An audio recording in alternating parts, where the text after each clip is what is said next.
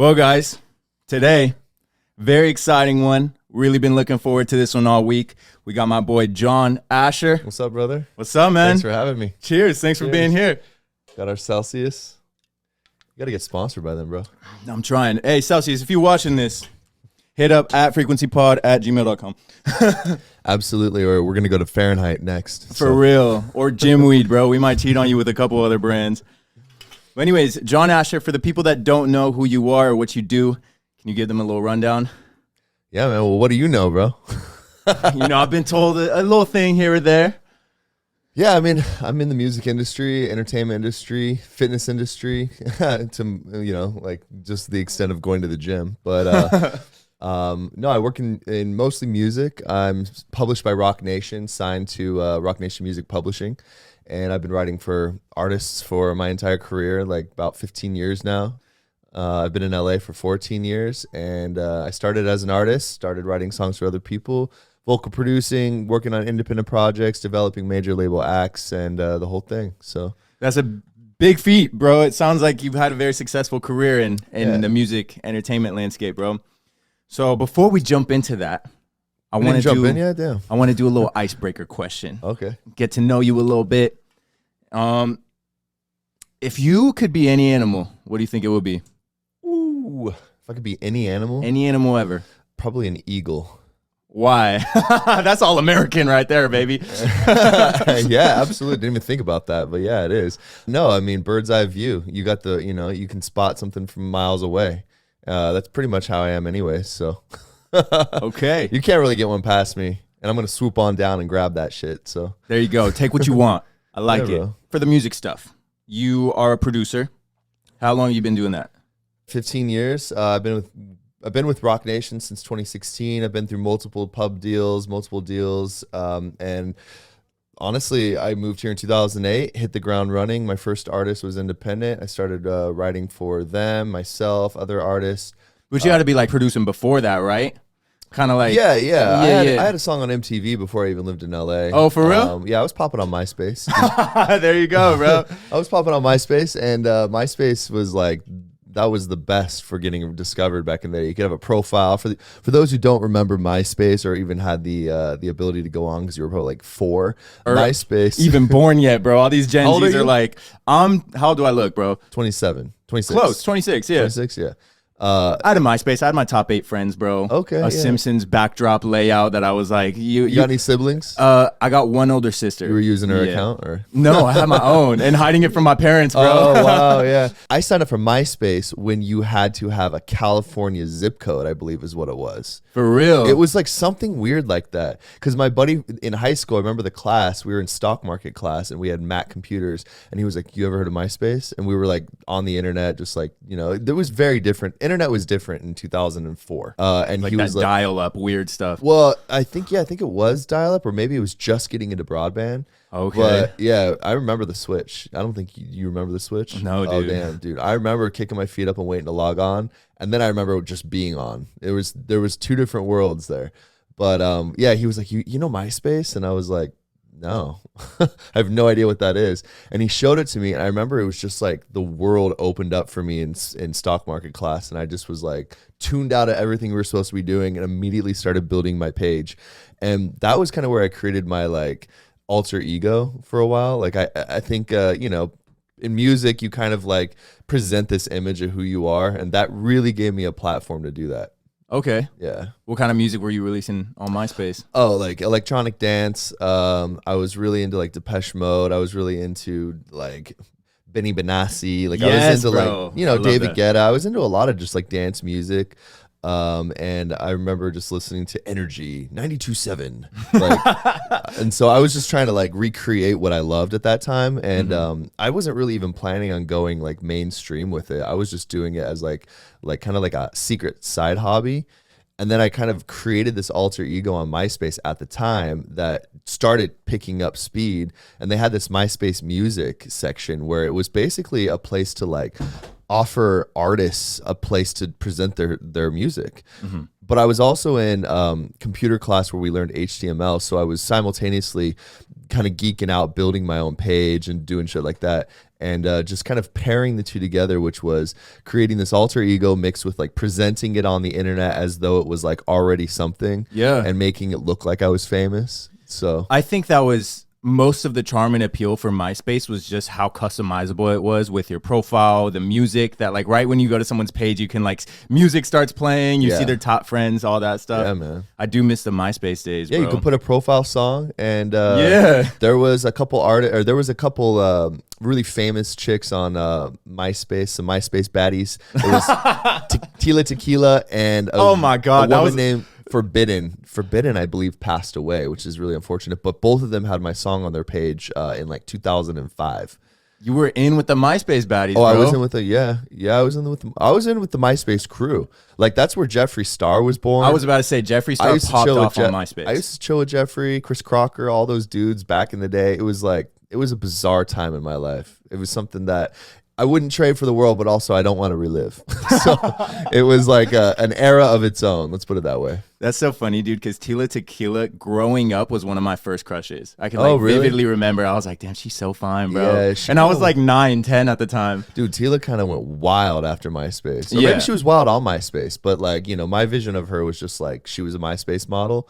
And she was the original influencer. Didn't she get her own show too? I believe she got her own reality show. Yeah. Like I Love Tila Tequila or something. I never met her, but yeah. I mean, it was like I Love Tila. Yeah. Yeah, and it was like a dating show or something. Yeah, you got I love nuts to go on that. All those trash TV shows, bro, like Rock of Love, Flavor of Love, bro. We all get into that stuff, you know, like it's those like back of the MTV culture, it's that guilty pleasure watching those things. For real. So for producing, what DAW were you using at that time? I've always been a Logic Pro, but actually, let me rephrase that. So when I first started making music, my brother was learning how to direct movies and edit and film and stuff. I was in a broadcast journalism class it's probably 2003 or 2004, and in high school, and they had a computer with the original Fruity Loops on it, and I was like, "What is this?" Like, what is Fruity Loops? Fruity Loops 1, bro. Oh, yeah. We're talking like everybody had the same sound, same loops, everything. Yeah. And that was the entry point for me, Fruity Loops. But my brother had Final Cut on his computer back in the day. And Final Cut used to offer a program called Soundtrack, which was like, it came with it so you could like make music to your movies. Mm-hmm. And it just came preloaded with like, I want to say like 20 loops, or like it was like a lot of strings and like drums, like very like stringy sounding sections and things. And I was like, what is this? Like I was starting to piece together in my mind, like I can make music, I can make music. And so with the mixture of being in that class and like, and not doing my assignments and kind of like veering off and going and playing with Fruity Loops and coming home and playing on my brother's computer while he was out at work, I would kind of like build this identity in like production, you know? And I honestly started with loops. Like that's where I started. Yeah. You know, and now we're back at loops, I think, in this world with Splice. Like Splice is looping out, you know? I feel like most producers, when they start out, you are using loops and samples and presets and all this stuff, you know? Yeah. I mean, even when you don't start out, some of the biggest names in music are using loops. Dude, one of my buddies, he's playing like festivals and like major gigs and all this stuff. And he showed me one of his projects one time. Just all audio samples. Oh, yeah. Loops, everything. Sure. And it sounds top of the notch, like festival ready hits, you know? Yeah, absolutely. But you know what? I mean, for me, it's about being a creative and not just being like a regurgitation. Mm-hmm. Like, I don't want to see somebody regurgitate the same stuff. And I did that for the first 5 years of my career, just using loops and kind of like just things that were already pre-made because it was easier to put together. But then I started advancing into writing songs for other artists. Like there was this artist named Chris Crocker who was part of that MySpace era. And was he the Leave Britney Alone? Exactly. Yeah, exactly. And he reached out to me and wanted me to produce for him in his music career. And so he was the first artist I ever developed. And yeah, I did, and I made a song for him. You know, it was called "Mine in the Gutter," but we wrote a record together, and it was just a period of my time where I was putting loops together. But that was the first time I ever produced something on my own, and it actually started as a Britney Spears "Give Me More" remix. So I ended up taking those parts, putting it together, taking off the vocal of the "Give Me More" Britney Spears song, and started like reworking it into an original track. And but yeah, it's all about experimenting, you know. I love how it started as a Britney Spears track for Chris Crocker. 100%. The OG #1 Britney Spears fan, bro. Yeah. And then I ended up working with Britney later on in my career. So. Yeah, I saw that. I want to touch on that a little later, but I kind of want to get the origin story down, you know? Sure, yeah. And the cool thing about MySpace is you can make a song that night and put it out the next day and wake up to like 100,000 plays. And it was just like, it was insane numbers. Yeah, it is crazy. You didn't get paid like that. You could actually download straight from there. This was like the break of iTunes starting to offer downloads. And like, it was just like, it was kind of a shit show in the music industry of like, how do we contain MySpace and how do we like also allow the artists to thrive, you know? So it was this weird, like, I got caught in this generation of artists that were like trying to figure it out, you know? Now there's like these set platforms like Spotify, Apple Music, SoundCloud. Like there's all these like areas and avenues to get out in, which is amazing. But we didn't really have that at the time. It was like you had to figure it out, you know? Dude, I remember back in that day putting so many viruses on my mom's laptop or my dad's computer. You're on the wrong websites, off of LimeWire. Yeah, no, LimeWire and like Napster and stuff like that. You were using Windows? Yeah, I was on a Mac and never had that problem. See, after that problem, I sat my family down for like an intervention. I was like, maybe we should all switch to MacBooks. I was like 11 at the time. They're like, what the hell? It was probably iMac, like the bubble. Remember that? Yeah. Because that was the first computer I ever had. The iMac? Yeah, it was an iMac, and then we got rid of that, and then we moved into, I mean, we've always been kind of a Mac family. I never saw the virus thing when I was growing up. Like, everybody else was like, I got a virus, or like my computer's whatever, and like, dude, Macs just stood the test of time. Bro, I never saw that. Impenetrable. Yeah. I don't know what that was, but they never had a problem, at least for us. Dude, even now, I've been using MacBooks since 2015 when I graduated high school, and like, dude, never had a virus on any of my MacBooks. I've had 2 of them. Or maybe that's kind of just what they show you. They're like, look, you're fine. And they're just rating your shit. Yeah, in the background, bro. All your password, security breaches, everything. Could be, bro. The Chinese governments have it on a database somewhere. Yeah. This whole time, we were living a lie. For real. Everything was a simulation, dog. I mean, would you be surprised? I honestly wouldn't. This conversation right now is probably a simulation, bro. It is.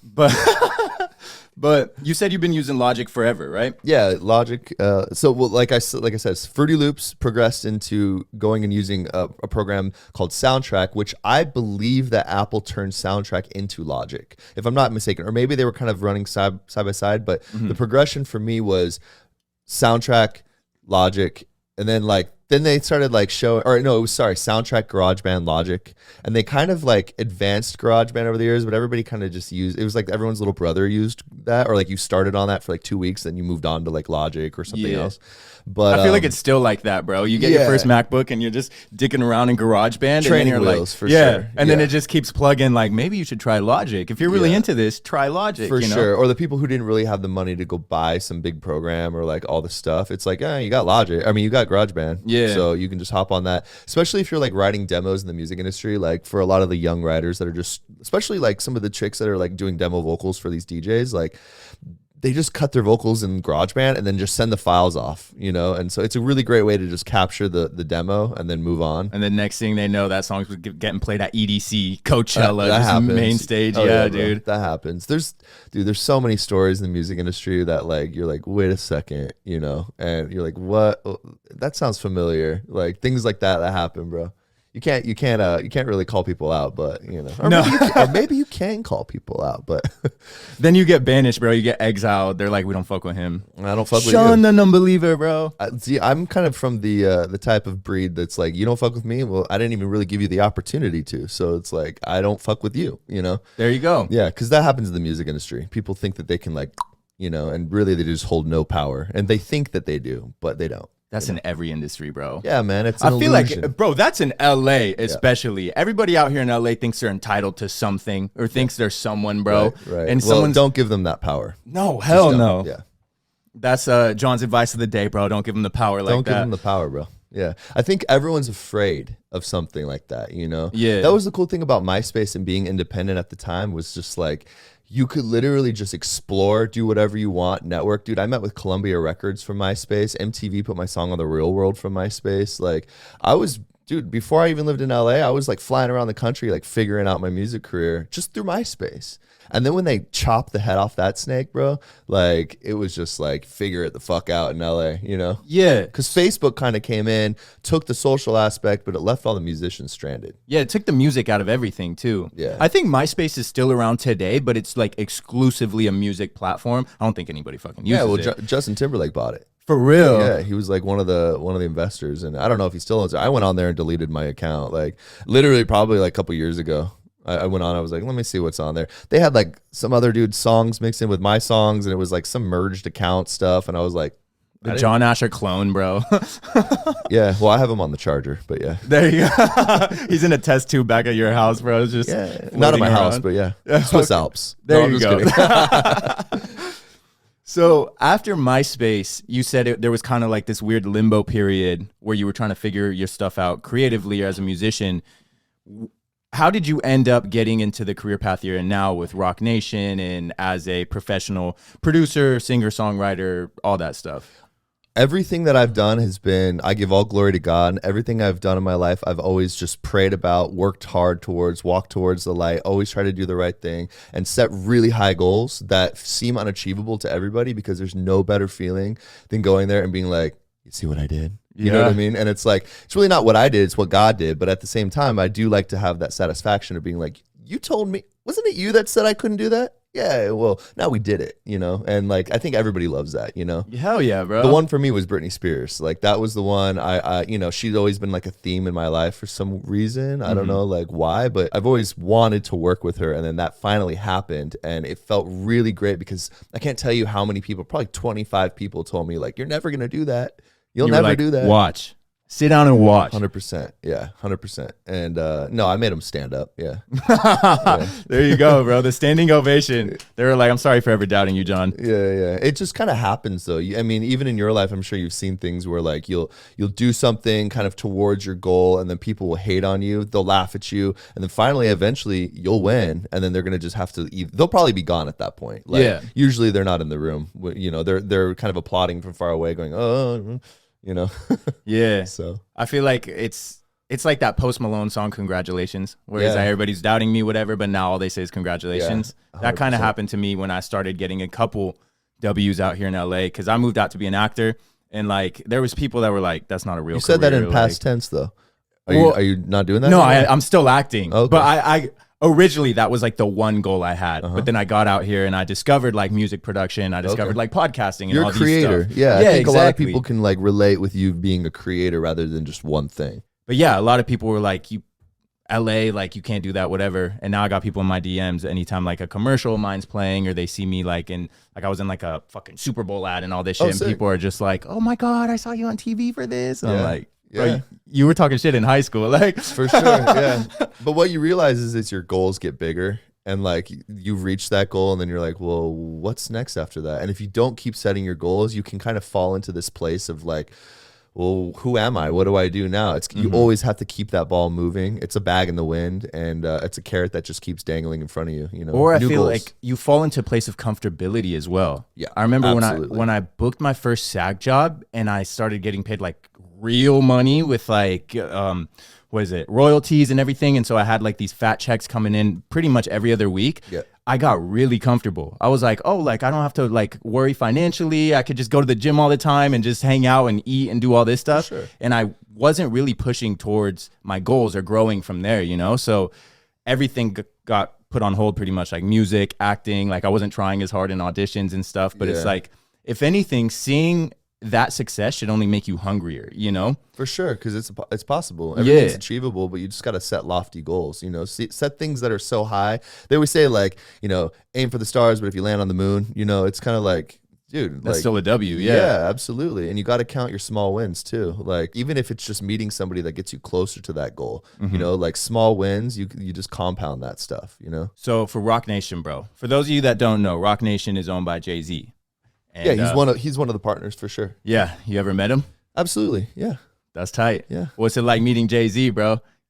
Meeting Jay-Z was amazing. You know, he's cool. He's a cool dude. I met Beyonce a couple times. Oh, for real? Yeah, this one time at the Rock Nation brunch, I was like, man, if I go like a whole day and everybody else said hi to her and I don't even look at her, like I didn't really do any justice today. I was like, I gotta say hi to Beyonce. So, you know, she walked by and I smiled at her, and actually she was so kind and so polite. She walked up to me, shook my hand, and said, "It's so nice to meet you, I'm Beyonce." And all I was thinking was like, I know. You know? But like, no, she was super humble, super kind. And I met her again at this year's Rock Nation brunch. And there was cameras following her and stuff, so I let her, you know, kind of pass by, but without interrupting. But she was super kind again, smiled right at me, waved, and so I'm like, I don't know if she recognizes me or not, but you know, it's 3 times I've seen her. Yeah. So, dude, that's awesome. You're living most people's dream right there. For sure. They're like, I just want to get within like breathing distance of Beyonce, you know? People, yeah, but celebrities are people, you know? I think when I was younger, I used to put celebrities on a pedestal and be super like, oh, what if I can meet that person? But, you know, you meet these people and then you realize that they're just like in their own thing, in their element, doing their own thing and have their own goals and dreams. And they probably want to meet cool people too that you know, in their mind are inspiring. I'm more inspired by people who are thought leaders, people who have like really interesting perception of the world, not just because everybody knows their name, but because they're actually leading the general public or a demographic of people towards something positive rather than divisive, negative, you know, things. So I'm more of like what is that person doing with their life rather than like, what is that person like known for, you know, like that's in the past. Yeah. What are they doing in the future, you know? Yeah. I feel like divisive negative things are really like prevalent nowadays. It's what gets like views and clicks and stuff on social media and all these. It's easier to control people. It's easier to get you to do things, vote a certain way, say certain stuff, you know, buy certain products, avoid certain products. Like there's cancel culture even in marketing and like that type of thing, you know. It's like even just in some of these, you know, like recent, you know, marketing campaigns, and we don't need to go down any specific names for sure, but we don't got to put anyone on blast, bro. Yeah, you know, I'm not trying to put people on blast. That's not why I'm here. But at the same time, you can see it in marketing and in companies where like people tank stocks or tank certain things because of groups of people who don't identify with certain things, and rightfully so in some cases, you know. I mean, some people don't want to be force-fed views and points, you know, but at the same time, there's groups that feel that they need to express themselves, and everybody should be able to, you know, at least have a voice and a conversation at the table.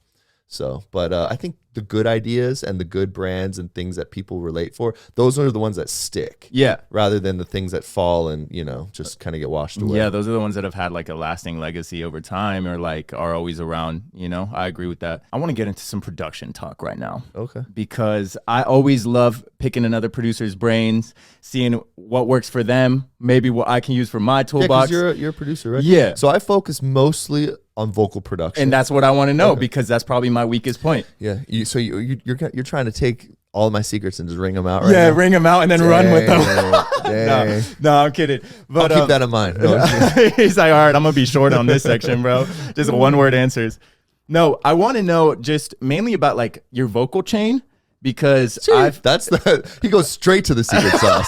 I'm like, just give me all the cheat codes. So, what's the ingredients to your recipe, and how long do I cook it for? Yeah, because I've used a bunch of stuff, and lately I've just been kind of like doing my research, and it seems that everyone's using like the Neve for like a preamp, and then into like a CL1B for like a compressor. Okay, yeah. I mean, dude, we all have our own thing. That's the other part of this is everybody's got their own thing. You know. For me, it's like if you get quality in, quality out. Like if you get a clean, clear record, like you got a great podcast set up right now. I can hear my audio, everything's clear and clean. But how are you processing this audio? Like I can hear it, but how are you processing it once it kind of is in the computer or in the program? And this is getting compressed and EQ'd and everything through this device as we're speaking. For me, it's like, you know, I have my own secret sauce without going down because I do work with clients that come to me just for that. And so if I just give everyone the blueprint of what I'm doing, it's not really like the best thing. But is that you got to subscribe for that? No, I should make that, you know. But I do think it's all about processing. Like for me, it's always been about processing because, dude, I'll have people who send me voice notes on their phone, and we can like, if that's all you got because you live out in the middle of somewhere and can't record yourself, like whatever, like. process it the right way. I'm sure some of the stuff you hear on the radio has been recorded in the wackiest of ways. Yeah. And things that are recorded, in a shoebox, bro. Like, you're just like, what? I have friends that literally, like, on the road, like a friend of mine that works in Dubai, she literally has pillows in a closet and is like this, and it's just like, give me something that has no room noise and something that has a little bit of, compression, and like, I'll do the rest. Yeah. But it's just about how you process it. You know how, like, when you're mixing down a track or working on something, you can tend to be like a perfectionist with it. And so like something that the casual listener won't even pick up on is something that you're over here spending so much time stressing about to like get it perfect. For sure. And a lot of times it's like breaths or things too. Yeah. Like I was working with an artist and we just put a record out, and she, after it was mixed and mastered, she was like, that breath bothers me. And I'm like, well, the song was done and they're putting it out. Like, it's already out of my hands. Like, but there was like this one breath and I never noticed it really, kind of. But since, usually you fly the chorus or whatnot. And so like, you could hear it every time in the chorus. And I'm like, the audience will never hear that, especially out at like, drinking at a day party in Miami. Like, they're never going to hear that. Oh, hell no. So it's just one of those things that you have to kind of, art isn't perfect. It's not. It's one of those things that you just have to realize that some of those imperfections are kind of signatures. And I feel like in today's world, like, it's very DIY now. Like, kids are knocking out like these radio ready hits from like their bedroom. They still have at their parents' house, like they're knocking out hits from everywhere. So it's like even the DIY projects still sound pretty fucking good. For sure. Yeah, I mean, I was working with a guy named Scott Rill in Ukraine when they were like invading Ukraine, and like dudes making bangers. Yeah, that's crazy. And he's like fleeing to another country while he's making bangers. Literally, he's like, "We got to get out of here." Got his headphones on, his laptop. Literally. But it's really about you finding your signature sound. Yeah, what is it that people like to hear from you? For me, one of my signatures is vocal tuning. So like, I look at it kind of like, how some people like draw, or like some people paint, or some people sew or knit, but they're very crafty with it. The craftsmanship is there. Or like, the piece that you get from like watching like somebody play with clay, like on Instagram, and you're like, wow, I wish I could just go sit and play with some clay. That's how I am with vocal tuning. It's very therapeutic for me. It's very like, if they're a good singer, like when it's like when you're tuning a horse, it's a little bit different. You sound like a croaking rabbit or something crazy. There's definitely those, but when I'm tuning vocals, it's something that I can sit there and just like get lost in and really perfect things. And there's a lot of vocal tuning programs, but Melodyne is my go-to. I was about to say, using Melodyne. Yeah, Melodyne is my go-to. I've used it for years, and I don't even need to update every time they release an update. You can like separate like guitars now with like every pitch, every note, everything, and like you could tune the strings and things, and like, but like, there's so much you can do with Melodyne. Yeah. But I'm focused on vocals mostly, and I love it, and it's like sewing to me. It's like just like, I don't know how to explain it. I feel like it is at least for me, it was like an acquired love that I had to go through because you got frustrated with it. Yeah, but at first once you learn the basics and you learn like, so like, when you see the vocal line kind of like swoop up, you chop it and let those be two different notes. Yeah, a lot of people just try to get it all on one thing, and it and like you're just like, dude, like R2D2 has more. Cut it, bro. Yeah, bro. You give R2D2 and like he sings better, So some of these people tune their vocals into the ground, and you're like, you don't need to do all that. There's a little bit of that natural kind of detuned vocal that like people relate with sometimes. If you're singing pitch perfect every time, like, you got to give a little bit of that vocal natural feel. Yeah, and I was doing that with Melodyne too. When I was first starting out, I would put like the little bar, the phrase exactly in tune, like on the key it needed to be, right in the middle. And I would never have like any passing notes or anything. So it sounded like, it almost sounds robotic. Like you were saying, like a little too perfect, where you're like, this is like uncanny almost. Well, yeah, like the pitch bend of it all, dude, like the vibrato, like you got to really look at, I love Melodyne because it's so visual. I can literally tune vocals. If I know the key of the song, because you can see the key on Melodyne.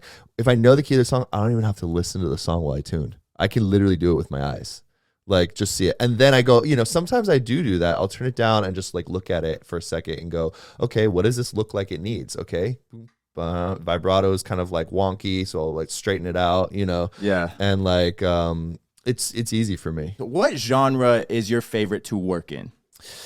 Because you said you've worked with the Chainsmokers, but you've worked with like Britney Spears as well. That. You said that. Okay. I did work with the Chainsmokers. They're badass. They're really awesome. Yeah. Yeah, but then you like look at them and they're like these big EDM guys. Yeah. So what's Well, I mean, they're kind of branching into other genres too. I think that dance music is where my heart was when I first started, but it's branched into pop, it's branched into R&B, it's branched into so many different genres. I mean, literally put me in a room with somebody and we're going to make a great song. That's just kind of, I think that's really important as a songwriter, being able to work with an artist and not also make it all about what I want. It's like, what does that artist sound best like, or how can I give that as a vocal producer, how can I give that artist a great vocal take? How can I take that artist's sound to the next level in whatever genre it is? But my heart started in dance music. I loved dance music. I loved producing it. Same here. Yeah. That's literally what got me into producing music, was just dance music. But I got really into it when like Skrillex hit the scene. For sure. I was of that era and that generation. For sure, Skrillex, just so many good artists back then. It's still great now, but I feel like my music tastes have also evolved. I am branching out more into like R&B and hip hop and all this stuff, which is why I ask about vocal production now, because now I'm using a lot of like vocals where like that's the main focus of the track. Your own vocals or another artist? Mine and a couple other artists, but for the most part, it's always mine. Okay. I feel like if I can perfect working with my own vocals, then I can give the best, I could produce the best for someone else. Yeah. And that's a cool thing to do, is experiment with your own voice. Yeah. I mean, I still sing a lot of my own demos and stuff. And I typically don't like being the demo vocalist, because I think I work faster when I get in my head about like, how did I sound on that take? But if I have somebody vocal producing me, I'm kind of more like, all right, what should I do? Bounce some ideas off of me. And so I kind of am that for another artist. If I'm working with an artist in a room, I'm just like, okay, I know exactly where we're going to take this. And I can kind of hear where their range can go. And if they feel like they can't get that note up top, I'm like, we're going to get that note. I'm going to show you how to do it. And that's, I think, what a vocal producer is supposed to do, Yeah. I want to talk about a juicy conspiracy that I heard fucking recently, actually. Okay. And it's... Pivot. Big pivot. Full 180. And it's about an artist that you've worked with or worked under. Oh, you're going to throw me there, huh? Yeah. How do I feel like I already know? Yeah. Well, okay, wait. Maybe I don't already know. It's a conspiracy that's blown up on TikTok, and it got brought up to my attention by a friend of mine. Okay. And it's basically that Britney Spears is actually missing. And whoever's pretending to be Britney Spears on her Instagram and on her social medias is not her. It's all AI generated.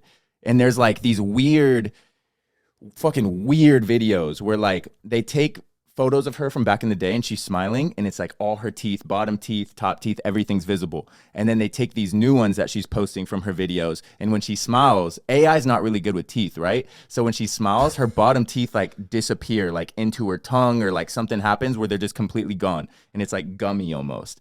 And there's other ones where she'll like run her hands across her face, and like, you know how when you're using a filter, you like do this and it kind of glitches out a little bit? Like one little screenshot will like glitch out, and people are like, it's someone else pretending to be her. It's like a deep fake conspiracy, This interview's over, bro. He's like, I can't talk about that. No, I've heard those conspiracies. Yeah. And you're talking to King Conspiracy, man, because usually with conspiracy, there's truth. But in the case of Britney, let's be real here. Okay. So I think it's a very large topic to deconstruct, and I can't speak for Britney Spears. I just know people around Britney Spears. I know dancers, I know label people, I know songwriters, I know background vocalists, I know people who've been on tour with her for 10 years. I know people who've worked alongside of her in every capacity, pretty much. Makeup artists, hairstylist people, She exists. So like, let's just stop the whole like she's around. Yeah, like I'm cloned. Britney Spears isn't cloned. I know they said the same thing about Avril Lavigne, and then all of a sudden 10 years later she like resurfaced. Everyone's like, oh, she's alive. Okay. Oh, she's been around. Yeah.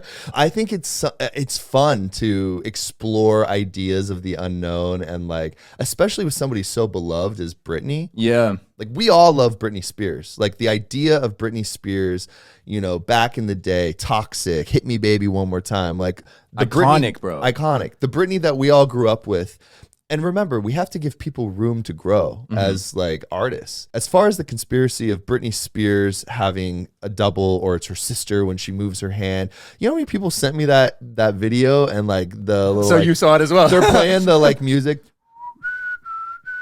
Yeah. Like in the background, you're like, it's like a conspiracy song. Like, you know how many people send me that? What I think happened in that sense is we all use filters. We all use things like that. And I have a friend that makes filters specifically for Instagram, so I should ask her. But I think what happened was Britney was using a filter to film. I don't know, and don't take this. This is all up in there. Take it with a grain of salt, bro. This is just my opinion of what happened. I'm pretty sure Britney was probably using a filter, and when she passed her hand in front of it, the filter kind of, because you know when sometimes you look away from the side and the filter kind of like shows this face that's like, it's like distorted face, and it's like, because it's trying to track on her face, you know? So what I think happened is she was smoothing out her skin or maybe giving herself a little bit of a something, and when she passed it by, it kind of warped her face back to like what it actually might have been, rather than what it was being shown to the Instagram or the platform she was using. Yeah. So that's what I think happened. Now, as far as like what's going on in Britney's personal life, the girl's been through so much. A lot, bro. The girl's been through so much, and the last thing she needs is to be put through all of these, like, she's dead. Like, she just posted like a video of her literally dancing and jumping off a boat. I'm like, I see her tattoo. I see all the signatures and trademarks of the Britney that I grew up with.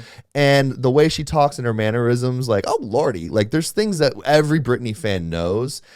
And the real Britney fans can tell, you know, that's her. Yeah. She looks, honestly, to me, she looks so unhinged and happy right now that I'm just like, I think she just doesn't give a crap anymore. Like, I think she's just kind of like, okay, I've spent my whole life letting you pick me apart. Yeah. And like now we have like even like more HD cameras, more lights, more social media platforms, more people who are not afraid to say whatever they want to say. We have more cancel culture. We have all this stuff. And she's kind of like thrown in from this very curated era of Disney stars becoming pop stars, becoming mega stars. There's a lot of them, you know, Justin Timberlake, Christina Aguilera, Britney Spears, Aaron Carter, and all these other artists who they went from being curated to now being just completely out of the cage and like anything goes. We got wild animals on the street, you know? And that's hard to contain, and that's hard to keep up with, you know, and that's probably what happened with her father when he was losing control over her, was that he probably didn't know how to contain what Britney wanted to do. And so that's why he started introducing these terrible ideas into her life, you know? I believe it. I can't speak on any of that because I don't personally talk to Britney Spears. Grain of salt, people. Grain of salt. Grain of salt, you know. But at the same time, I care for Britney Spears. Yeah. You know, that was the biggest, you know, artist I wanted to work with. And when we did that, I was like, checkmate, you know, like that is awesome. And I want to work with her again, you know. But at the same time, when she's ready, don't push her into doing something. All these fans out there that want her to do an album, when she's ready, she'll do the album. Then it'll come out even better, people. Absolutely. You can't rush the process, dude. Yeah, because you can tell when an artist is inspired and when they're uninspired. Because there's two different types of artists. It's like the artist that like goes in there like super ready to write a song or record a song. Or the artist who's like, I got to fulfill an agreement and I'll just cut a bunch of songs that like I don't really care about just to get an album out, just to meet a quota. Yeah. You know? That's what happened recently with, you know, Brockhampton? Yeah. The group. Their last album that they released was all Kevin Abstract. It was just him alone with every song, and every song was exactly like 2 minutes and 15 seconds, 2 minutes, 30 seconds. Yeah. And in one of the songs, he's like, every song's this length because this is like the last record, or this is what the label needs to consider a full record. So it's like, you could tell everything was just like kind of throwaway. I mean, there were songs that were good, but for the most part, it's like these guys are just trying to fulfill a quota and trying to release something to get out of their label agreement because they don't want to be a group anymore. From the beginning of time, people have been restructuring their deals. Like Prince even went. The reason why he went by the artist formerly known as Prince was to get out of a deal, right? Because they owned his likeness in that Prince name. You know, it's like they owned that, and like he's like, okay, well, I'm not going to do that. Taylor Swift, she's re-recorded all her albums, or is working on all her albums, and re-releases them because, you know, somebody else owns the masters, and it's like she can't really do what she wants to do unless she does it her way in a new version. So she had released Taylor's version, you know.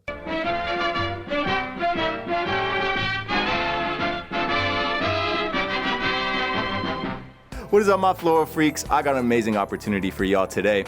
For anybody that's a new marketer, small business, influencers out there, Apex Marketing is taking brand development to a whole new level. They are introducing a free Discord community, a game changer for anyone looking to make their mark in the digital world. This exclusive community is designed to provide you with valuable resources expert advice, and a supportive network to help you thrive. Whether you're seeking guidance, social media strategies, website optimization, influencer marketing, anything, Apex Marketing's free Discord has got you covered. It's a hub of knowledge and collaboration that will elevate your skills and propel your brand forward. So don't miss out on this incredible opportunity. It is free, guys. It is a free Discord community. All links are below in the description, guys. Go ahead and check them out and take your career to the next level.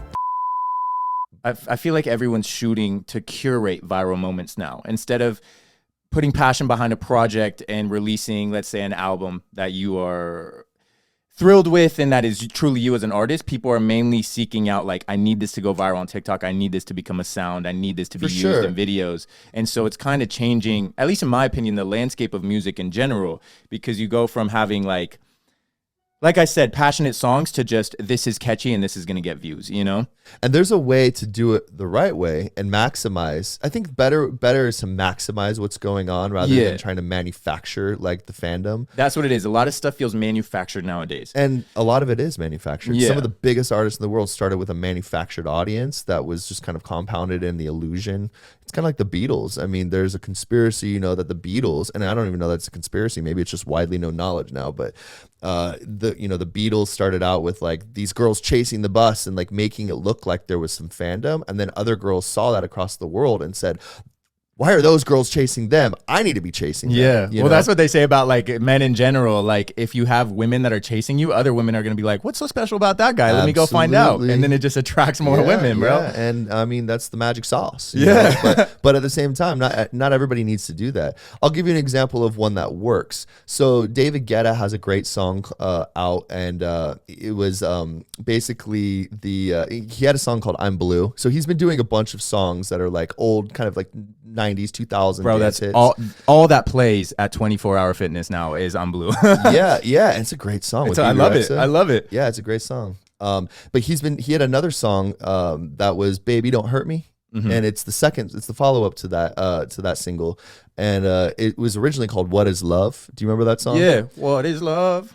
The Night at the Roxbury, bro. Exactly. So there were simultaneously, just by the grace of God and like how everything lined up, a bodybuilder influencer named Mike O'Hearn, who's just a complete badass. Are you familiar with Mike O'Hearn? I am. Yeah, he's one of the coolest guys in the industry. Dude, all the like memes and stuff that are going around of him are fucking priceless. I love him. That's what I'm saying. So, and that was the Baby Don't Hurt Me meme, and it was like, what is love? And like, Baby Don't Hurt Me. But no. But Mike, he had this viral moment going on, and simultaneously David Guetta was releasing, literally within weeks of those two events happening, David Guetta is releasing a song called Baby Don't Hurt Me, and it's the sample of that song. And so Guetta's team actually, his social media team reached out to me and said, hey, we see that Mike through Instagram. Would you mind connecting the dots? And I was like, dude, let me hit up Mike. That's lightning in a bottle. Yeah, he's going to love it. Yeah, well, I was just like, that's like for both of them. That's like a viral magic, And so I hit up Mike, and we had already been chatting previously, and I said, you got to get in with Guetta. And so I connected Guetta with Mike O'Hearn, and we ended up shooting a bunch of viral TikTok videos and clips at Gold's Gym Venice, where David Guetta came down to shoot footage with Mike O'Hearn lifting weights and moving things around.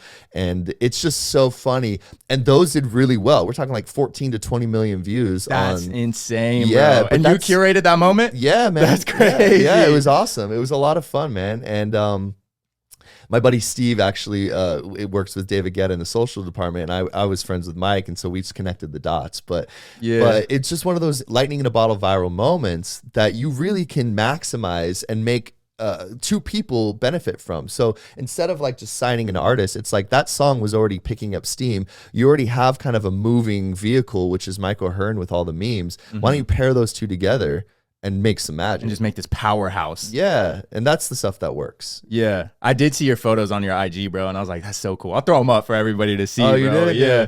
No, it was that was a cool moment. Just like seeing the photo, I was like, damn, that's so funny that it was like recent. It was like 3 weeks ago. Yeah, it was cool to see them just in the same room. For me, it's funny because forever and ever, people have always like, and not so much now, but like previously, people were like, you kind of look like David Guetta, just a little bit. I wasn't going to say nothing, but I thought it too. No, you didn't. Yeah, just a slightly. When I saw you both next to each other, I was like, bro, they could be related. So you could be like a younger brother or something. People used to say that all the time, and I would just be like, I don't see it, but like, I'll take it, dude. I love David Guetta. Maybe it was a subconscious thing. I thought David was the coolest guy.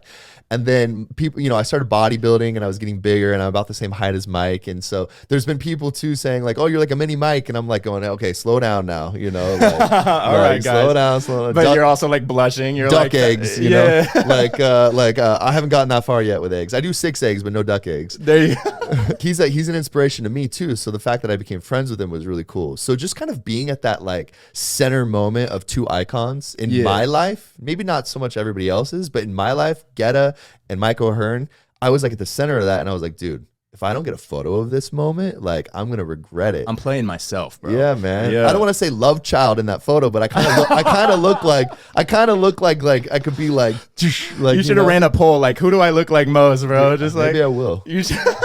That's funny, but yeah, they're two inspiring dudes, and they mean a lot to me in my career and my life. So I was really happy to make that connection. Dude, that's awesome. Yeah. How did you get into bodybuilding? Because like I feel like you got a pretty shredded physique, bro. And like, how long have you been at it? How'd you get into it? So I think like most of us really hit the ground running in quarantine, like with bodybuilding. Like that's when I started looking at my life as like, well, you could add that as a fixture in your life, not just like, oh, you go to the gym at night. Like maybe you could like have some fun with it, Quarantine gave me so much time to like work out and get, shredded and do whatever. But I started bodybuilding like, almost 10 years ago at Gold's Gym.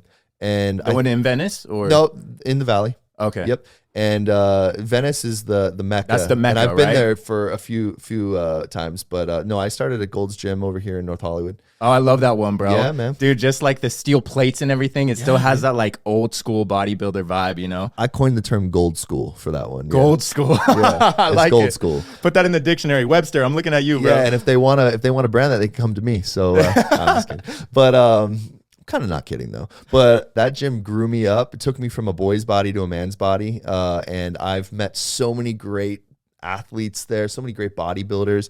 I used to lift alongside Rich Piana. No way, bro. I would see him pull up. He'd have his like 5% SUV, like one tire on the curb and like out front, like in the, the red zone. And he just didn't give a shit. He was just like, RIP to the GOAT, bro. And it's funny because like a lot of people, like his stuff is still blowing up. Like his content is like always out there.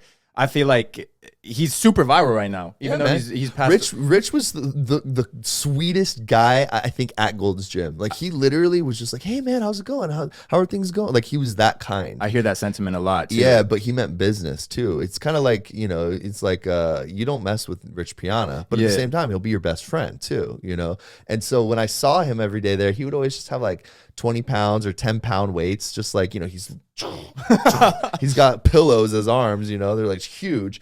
And more like boulders, actually. Yeah, fucking bowling balls, bro. Yeah, dude, that he was huge. And, I mean, at the same time, I wouldn't probably go down the road that he took in bodybuilding because I think that there's a lot of health concerns that, nobody really knows the truth of. Yeah. But he was inspiring to see how committed he was to his career and his craft and his audience. And those 8-hour arm days, bro. Yeah, and you go to Walmart and you see 5% Rich Piana, like supplements and things, it's dope. Yeah. He's a legend, an icon. So you can't really put it back. But I would see him there, and that's what I was gonna say. In those videos, you do always see him at Gold's NoHo, bro. Yeah. Like and Brayon too. Yeah, I'd say Brayon there, and yeah, man, you just always would see the legends at Gold's North Hollywood because it's kind of like the spot where, like, if you want a really intense workout, like, there's no room or time to talk at that gym. It's like you're here, it's loud, there's weights, there's a lot of people. It's like get your workout in, get out. That was the vibe, Yeah. Yeah, I love Gold's, bro. It's always going to have a special place in my heart. And Gold's will hold a place in my heart, like you said. You know, I grew up there. But there's a time and a place. I kind of moved on. I got a little too comfortable there, and I wasn't growing, actually. Really? And now I'm working out with dudes who are, like, bigger than I am at Zoo. And, and natural. There's also unnatural, but the natural dudes that are bigger, and it's inspiring, bro. Yeah. So they say that, like, if you're the biggest guy in the gym, you're at the wrong gym, right? Yeah, man. Damn, that's what they say, huh? Fucking deal. Well, that's what I say. There's a point though when you walk into a gym, like you go to some of these commercial gyms and you are the biggest dude. You're kind of like the alpha guy in the room, and you know it because you're looking around going like, I don't think of myself like that, but I look around the room and go, I guess I am that. Yeah. You know? Because it's just kind of like big fish, small pond. Mm-hmm. So. Or like if you're lifting more, like I feel like, dude, I remember I was deadlifting at 24 and it was 2 plates, like 225, nothing crazy. And this one girl comes over and she's like, oh my God, that's so much weight. And even guys were like, dude, that's a lot of weight. I was like, oh yeah? I was like, literally, I was like, oh, you think that's a lot? You slam it down. You're like, what's your name? I do an overhead press with it. Oh, what do you think of this? Don't hurt yourself. But no, dude, it's crazy to think like, I mean, to be fair, like that is a lot of weight for some people, you know? For sure. But then you go to like a zoo or even Gold's, bro. Yeah. And you got the first time I ever met Body, you know Body? Yeah. He was on my podcast as well. Oh, sick. And the first time I ever met him was at Gold's NoHo. Okay. But I didn't know him at the time. And this dude was deadlifting like 6 plates. Yeah. Like nothing, bro. Just go. And it's funny because I talked about him on my podcast before I even knew him. Yeah. I was like, this dude was at Gold's gym, like fucking deadlifting 6 plates, crazy, massive guy. And I was talking about like how much of a sweetheart he was to this, like these other kids that wanted to use the same squat rack and stuff. And I was like, I think it's cool to see big, massive guys like that look so intimidating or just be like teddy bears. Oh, you know? yeah, man. And most of them are. Yeah. I mean, we're all working out our problems at the gym. So a lot of these guys are sweet dudes, but they're just, you know, working out their problems. And I think for most people who are jacked, you're literally witnessing their pain, like physically and emotionally and mentally. You're witnessing the pain of like people who are expressing themselves in a way that's physical and getting out their anger while building and making a better life for themselves. That's so facts because as cliche as it is, what got me truly in the gym, I'd been going forever, but I was just dicking around, just like, oh, I'll run a mile and lift like 15-pound dumbbells. Oh, dude, I was just a treadmill dude for the first 2 years of the gym. Same. I didn't know what to do. It was too embarrassed to grab a dumbbell, and I was like, I'll just hit the treadmill. I was like that skinny. Dude, I looked like a damn Holocaust survivor. I was skinny as fuck. Wow. And just like, and the worst part is at the time, I was so just naive and like just in my own world where I was like, I look great. This is a great physique. But like, nah, dude. Yeah, dude, I was pretty skinny, and I just at the end of the day realized like I gotta surround myself with somebody who knows what they're doing. Yeah, and that's the best thing advice I'd give anybody starting out at the gym is focus on finding somebody you can shadow for the first couple of weeks, maybe a year. Learn the routine. You know, Monday, Wednesday, Friday. Some people I go like 5-6 days a week. You know, I mean, I'm addicted to the gym, but you can overtrain too. I'm the same way, dude. As cliche as it is, it's like. I went through a really bad breakup that got me in the gym. Yeah. And I started hitting it religiously, and I haven't looked back since. Yeah, pain to pain, bro. Pain to pain, literally. Yeah, you're just translating the pain. We fight demons in the gym, bro. Dude, yeah, man. And honestly, yeah, we conquer demons for sure. Yeah. We don't let the demons win, you know? But a lot of people who don't have the gym, they handle it. They go clubbing, they do drugs, they do other things, and they start turning to things that actually pull their health from them. And then we're in the gym sitting there adding health to us, and you'll start to realize like you're not so much interested in drinking anymore. Like my birthday was on Thursday, and I went out and grabbed a few drinks. The next day, I was like, that's why I don't drink. Bad idea. Because I didn't have too many. I just had like two or three, and I realized very quickly I was dehydrated. I felt kind of like slow, sluggish. I don't really prefer to drink like that. I'd rather go hit the gym and down some pre-workout and be like lit. You know, like that's your new vice is caffeine, dude, bro. when you get addicted to the tingle, you know the tingle. Yeah. That beta alanine, the beta alanine, bro. I call it the alpha alanine, but yeah, alpha alanine, dude. I do too. That's so funny. Yeah, because I'm not no beta. Yeah, no, me and my boy, we always say fuck beta alanine because we're alpha alanine, bro. Alanine. Yeah, but no, I love that tingle, bro. Yeah, and you feel like fucking Electro from Spider-Man. For You're in sure. there just and then if you like suddenly turn or jolt, it feels like a funny bone hits in your entire body. You're just like, boom, oh my God. It's like tingling in your forehead. Yeah. Dude, I want to touch on, because I feel like conspiracy for conspiracy. Okay. I gave you one, and you said that you are tapped in. It's something you are deep in. Open my mind a little bit. I want to know what's out there. Well, not that I have all the answers. Well, that's why it's a conspiracy, right? Because nobody has the answers. Right. But what do you think about all the UFO talk going on? I mean, you're hearing it on Rogan, you're hearing it on NBC, now you're hearing it on like just everyday news. You're just hearing it at like every angle right now.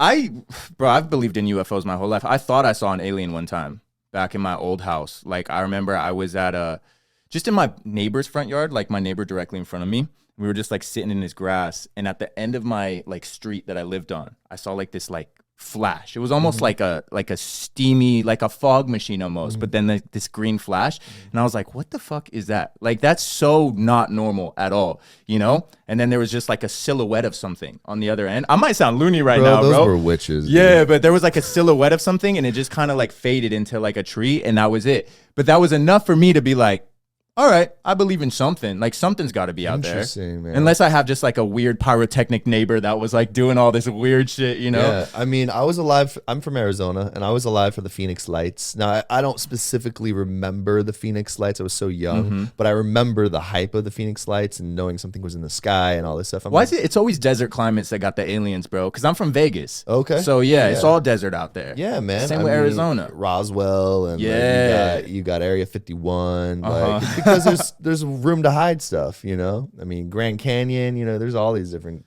There's a lot of like growing up in like Arizona, growing up in the desert and in the sun, and like, you know, there's just a lot of unknown things that you can't explain. Yeah. Especially like at the Grand Canyon, like how they found Egyptian artifacts in the Grand Canyon. Nobody knows that, but they found Egyptian artifacts in there. A lot of the structures in Sedona look like structures in Egypt that have been like, that are bigger and like kind of like eroded down. Like, there's a lot of weird coincidences with Arizona specifically and like other places in the world.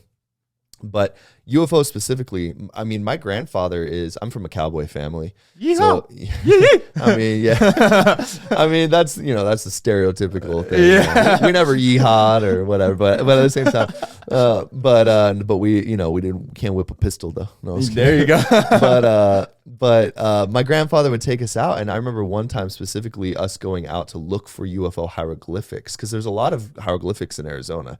And my papa took us out, and he was like wearing the boots and everything. We drove out into the middle of the desert. Then we had to walk like a mile into the desert. And we were looking for these hieroglyphics, and we encountered a rattlesnake, and it was this big moment. We ended up going back to the truck and stuff, but they're out there, and like there's a lot of interesting stuff. Now, do I specifically think what we're witnessing on social media is UFOs, like really actually UFOs, like with the Mayans and what like the Aztecs and everybody like write like hieroglyphics about? No. I think that there's something else going on, and that's kind of I'm not a group thinker, bro. Like, one piece of advice I could give you: anytime you see the masses going after like one idea, it's always to distract you from something else. That's like a sentiment I hear a lot. It's like, if the news is portraying one thing and they're really pushing this one subject constantly everywhere, it's usually to distract something else that's happening on the side, so that it doesn't get any press or any eyes or something, so it could just go completely under the radar, you know? Anytime you see the masses herding like sheep in one direction, go the other way. Or at least watch from afar and kind of, like I said, I want to be an eagle, right? An eagle, so you can spectate. I'm an Eagle Boy Scout, by the way. Okay, Scout's honor, bro. Yeah, but you just kind of hover and watch from a mile away, and just kind of see and watch, let them react, and observe, absorb, you know, and then make your attack. But at the same time, it's like, I think what's happening is there's something else that they're keeping us kind of like tuned into, like you said, and they're kind of getting everybody on the same page right now, and they're setting the groundwork for something else. I don't know if it's like a false flag or something going on, but I think that there's another agenda at play, and I am not in the boat that everyone's going to go see the show. Like, I ain't going in a submarine to go see the Titanic, bro. Hell no. You saw a submarine just went missing? I just saw that. Yeah, a submarine that went to see the Titanic went missing. Who was on board of that submarine? It was a bunch of rich people that wanted to see the Titanic. Oh, it kind of sounds like the Titanic, doesn't it? Yeah. Oh, interesting. Yeah, wow. So history repeats, or is somebody repeating history? You know? Suspicious. Yeah, play the song.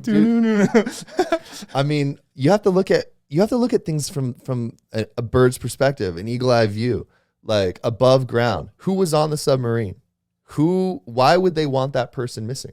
Just kind of like, why would they, you know, take certain people out of certain positions in the world, or like in general? One of the biggest ones pretty recently was like the Jeffrey Epstein thing, right? Like, that man just, why would they want Jeffrey Epstein gone? Offed himself, allegedly. But hypothetically, why would Jeffrey Epstein need to be disappeared? Why would he need to be depersoned?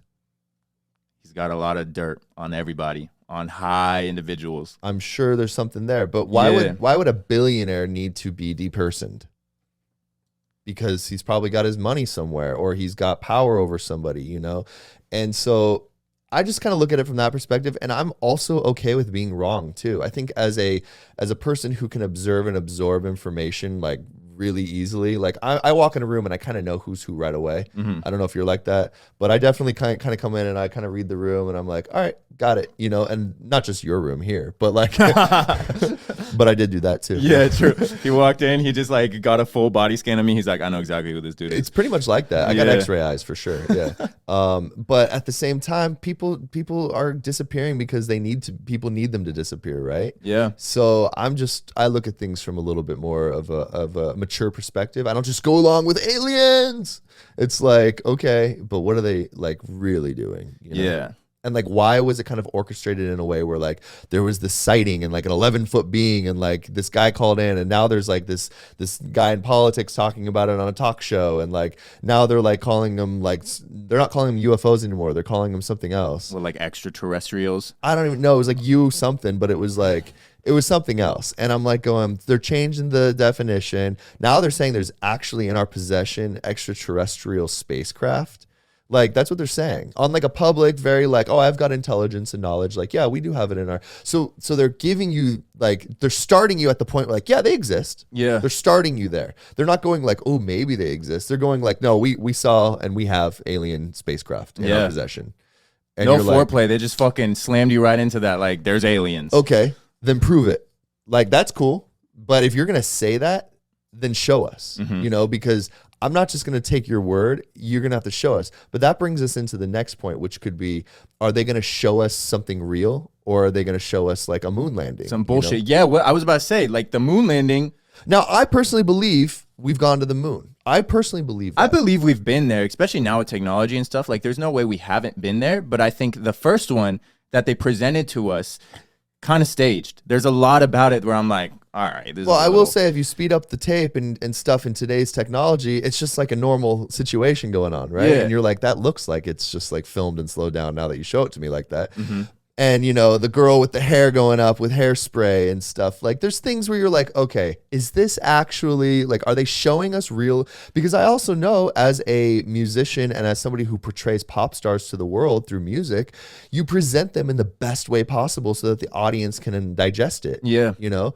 And it's ingestible and digestible. So people have to be able to, like, accept information and then, like, digest it. So it's soft disclosure, little pieces here and there, and you know, the moon landing and stuff like that. But I personally believe we've been to the moon. I don't believe the Earth is flat. Yeah, I don't believe that. But I could see, but also bird's eye view.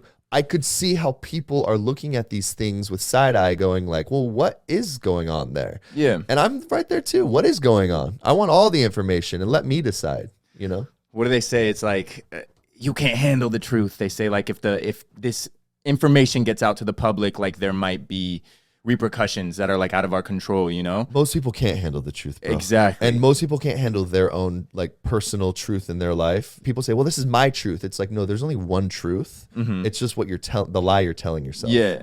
There's one truth. It's just the lie you're telling yourself. Do you want to believe it or not? Yeah. I kind of stepped out years ago of going like, I'm going to lie to myself about what's going on. And I'm talking like a decade ago. And I was following, you know, certain theories and things on the internet that I never subscribed to just one thing. I just absorb information and I make my decision at the proper time. I feel like you have to be like that. When you are like... They don't want you to be like that. They want you to just go along right at the moment. They want you to ride or die for whatever opinion or idea is being presented, bro. And this, I don't want to offend you if this is too political, but, and I'm sure I won't. No, we're good, bro. But do you know how many people were just like, get the facts or you're never coming over again? I'm going to be honest. I never got it. I didn't either. I didn't want it. But I will say, I don't care if you did. But I personally am not somebody who's jumping in a boat when everybody's screaming. I'm not like, okay, fine. Like, I'm not that guy. You calling out the wrong dude because I will never jump in your boat if you're screaming at me, first of all. I will float until somebody else comes and gets me. You know? I will strand myself on an island to be away from your ass, bro. You're never going to get me to do what everybody's doing. And one rule I've always lived by, and I learned it in Boy Scouts, is when everybody's doing something, don't just jump in to do it, because you've really got to assess all the facts at the moment. Like, because usually there's some reason why everybody's doing it. You know, somebody's pushing them in it's like a dog herding sheep into a corner, you know? It's like, oh, the sheep are going over there, I might as well follow them. You know, it's kind of like, no, but you don't see the little lassie behind them chasing them, you know, and biting their ankles. The vaccine was a crazy one, bro, because it was like, if you didn't want to get it for whatever reason, bro, religious beliefs, or you just didn't want it. My personal thing was like, it came out a little too soon. Like there's 100%. There's diseases and viruses and everything that have been around for our whole lifetimes, and we still don't have a grasp or a grip on them. Well, you know? it came out a little too soon because they had that thing cooking already. You think? So what? Of course. They had that thing cooking already. No, and that's not even like a conspiracy. Like they had that thing kind of in the works. Yeah. But it was the administration at the time that pushed it to come out pretty quickly. I'm never going to do anything that you are providing me with the cure to a problem that I think you started. Yeah. You know what I'm saying? I'm like, this is your problem. And now you're telling me I have to now subscribe to fix that problem? No. I will cancel my subscription right now. Yeah. You know, and so that's one thing that I think a lot of people did, was they just jumped in the boat real quick and they didn't realize there was a hole in the bottom of that boat and they'd be floating anyways. Well, also a lot of people, what they did is, you think of like the government at that time took away all your freedoms. You have to be inside. You can't see your loved ones. They didn't take away any of my freedoms. Your normal life is like, but for most people, it's like your normal life has been flipped upside down, you know? And I feel like a lot of people were so quick to jump on the vaccine because like, oh, if we just all get it, we can go back to normal. We can live our lives. That was the lie that they sold you. And that was the thinking at the time, was like, everybody just get this so we can be normal again. Let me tell you what I did. And I can tell you a couple instances. When somebody wanted to meet me in a building, which happened all the time in the music industry, I mean, people were like, well, are you tested? Well, are you vaccinated? How many boosters do you have? Dude, it's still like that in the commercial industry and all the acting stuff. Let them have their fun. Yeah. Don't engage in that situation. Look, I'll book something better. I know that a lot of people don't view it that way, but I'm fine with doing my own thing. I'm down to even now, like, just get a COVID test. Like, if it's really that big a deal, I'll get the COVID test. And, like, if it passes, like, let's just keep working. Is that let's even keep a thing anymore? Yep, yes. On every, like, dude. No, I mean COVID. Right. Not the test. I don't care about how scared you are. Is that even a thing anymore? Yeah. Like, I see masks, like, popping up like crazy now. And I'm going, that was years ago. Yeah. Like, I haven't worn a mask in 2 years. It's always weird when you see someone, especially I mainly see it at the gym. People just will have a mask on. And I'm like, what the fuck is going on here? Yeah, I'm squatting. Yeah. I'm 220 and I'm not putting a mask on. No, dude, I need to breathe. Yeah, man. Full mouth. And then you see those dudes that have like the... Yeah. And like even like the before elevation mask, like to make it seem like they're working out in the Rocky Mountains or some shit. I'm good with all that too, bro. Yeah. I'm like, you're not even in that great of shape, man. Like, you need the oxygen. It's always a thicker dude, like a big boy that's got that shit on. Wearing like a super tight shirt. Yeah. And like, you're like, dude, I think you're just wearing the spandex underwear. Yeah, it's like, bro, your arm is purple. Your Under Armour's cutting off your circulation. Relax, bro. Yeah. But I like the Lululemon fanny pack. There you go. Anyways, yeah, man. I mean, all that stuff is crazy. I remember one time I went in to grab some food at a restaurant during COVID in LA. And I called my order in, and all I had to do was just walk in the front door to pay for it. Now, mind you, I was a little bit more abrasive with the mask conversation back in the day. Like, you asked me to wear a mask. I was in the grocery store being like, they were on the intercom barking at me, being like, reminder to all customers. And I'm like, you only let 10 of us in. So, like, I'm looking around. I'm like, it's me. Yeah. Process of elimination, bro. That's it. And I'm like they're talking to me, reminder to all customers to wear a mask. And I'm like going like, I'm literally self-checking out right now. Like, I'll be out in a second. But I went into this restaurant, like a local chain, everybody would know. I'll leave it unnamed. And there was just cops in the parking lot kind of circling around, doing their thing, whatever. And I went inside and they immediately started screaming at me that I wasn't wearing a mask. I was like, I was like, here's my debit card. I'll like swipe it and like leave. My food's on the counter behind you. Yeah. And they were like, get out. You got to get out, screaming at me. And I was like going, oh my God. And so I went out to I wasn't wearing a mask. I went out to the parking lot and the cop was kind of looking at me and I was like, they won't let me get my food. It's on the counter. And he was like, give me your debit card. He went in there without a mask. They didn't say shit to him.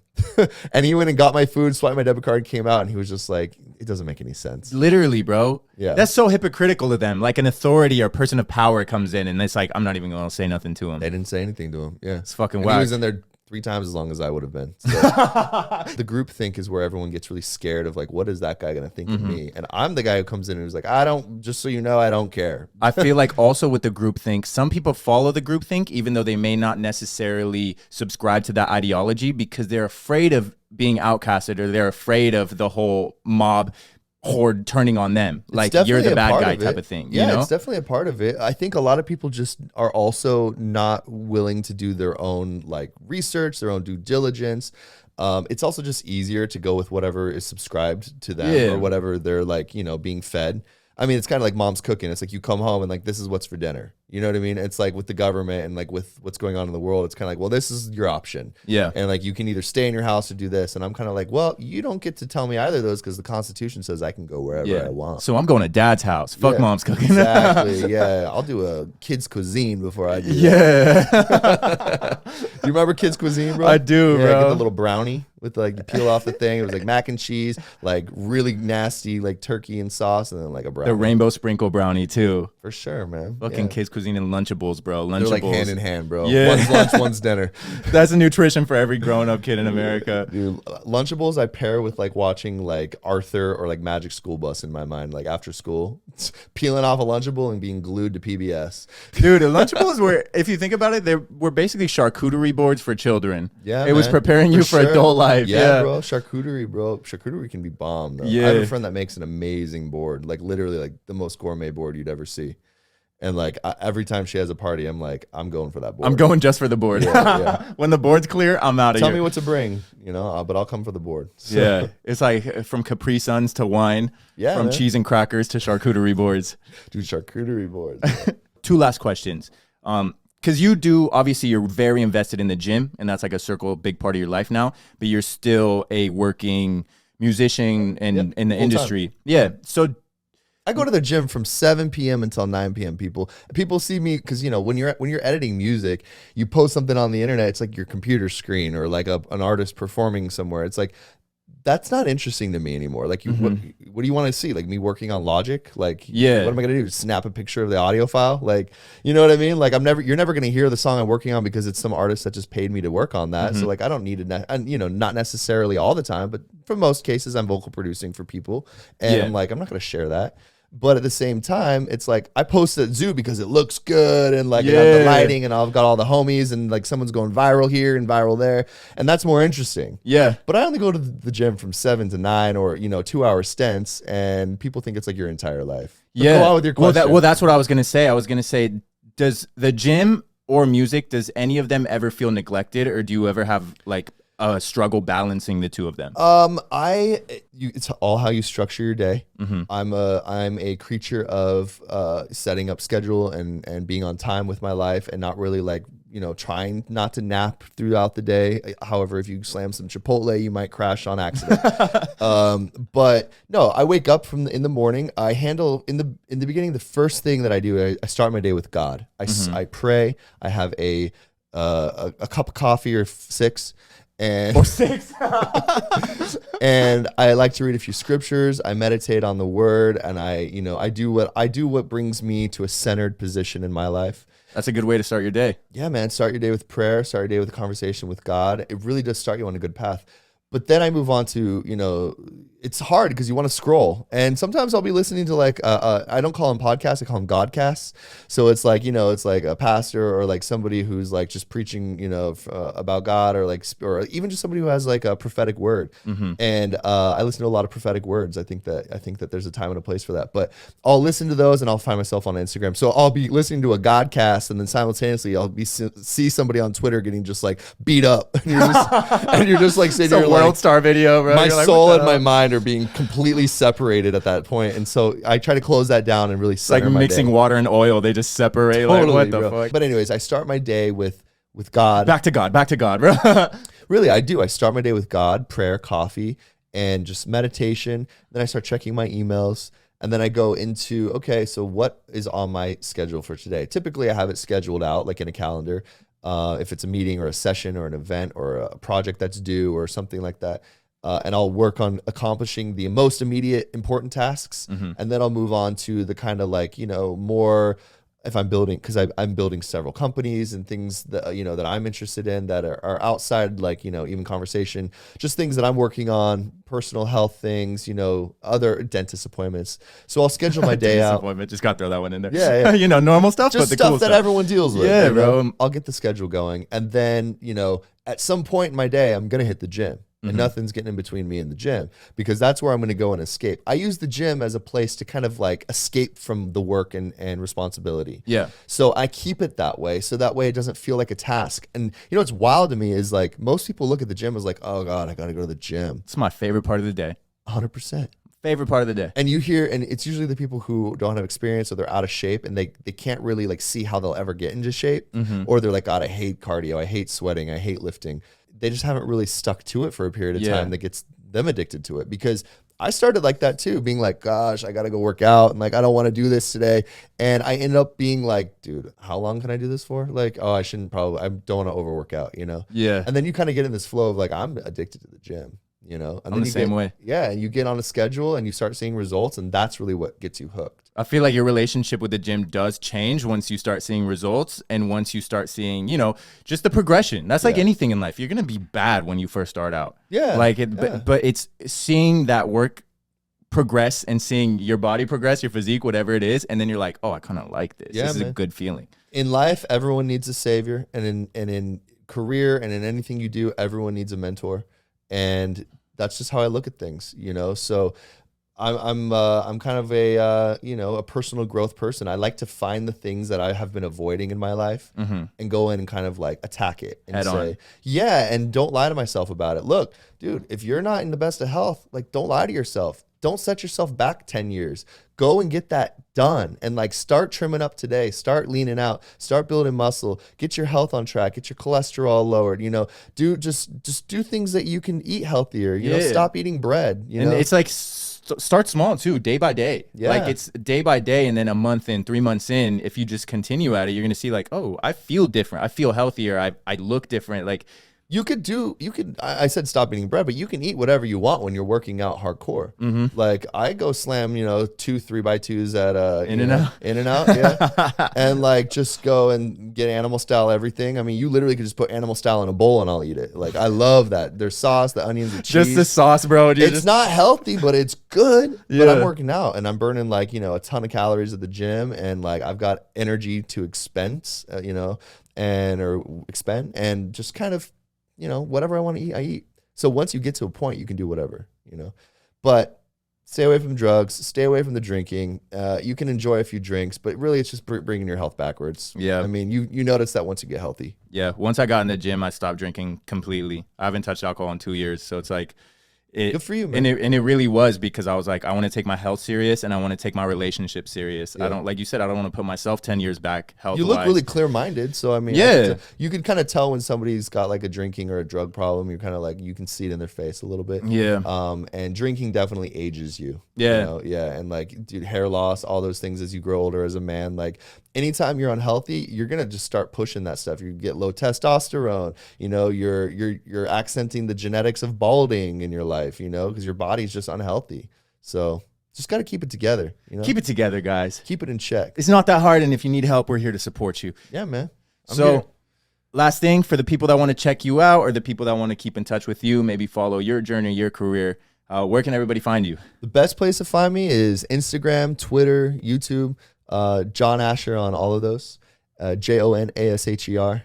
But at the same time, you could just, you know, reach out to me on any of those platforms if you've got questions. I'm not one of those guys who avoids people unless you're just a weirdo. But so come correct, people. You know, but come correct, you know, and you know, at the same time, I'll do my best to answer questions or even collaborate on some level. So there you go. Do you do like production stuff, like teaching? Do you have like I do one-on-one mentorship for a lot of people. Mentorship. That's what I've been doing that for 10 years, and I've got a lot of clients that come to me with just small questions, and we book 30 minutes, an hour, and we talk about whatever's on their mind. People want to break into the industry all the time, and they're like, hey, how do I get in? I'm like, book a session with me and let's chat about it. Unless it's like something simple I can answer very fast, but most of the time it leads to like a plethora of questions, and it's better to sit down one-on-one like this and just kind of discuss where you're at in your life. Yeah. And I have a lot of knowledge from just vast past experiences and meeting interesting people that I can kind of help people skip some steps, not in a sense of career, but like avoiding certain, you know, pitfalls that I kind of, that I stumbled on. And I like to be that mentor for people. There you go. So if you want to be the next big thing in music, you want to blow up as a pop star, hit him, my boy Jon. Jon, no guarantees. Jon, it was a pleasure having you, man. Hey, bro. Can't thank you enough for coming on the Frequency. Oh, thank you, bro. Of course, appreciate it, man.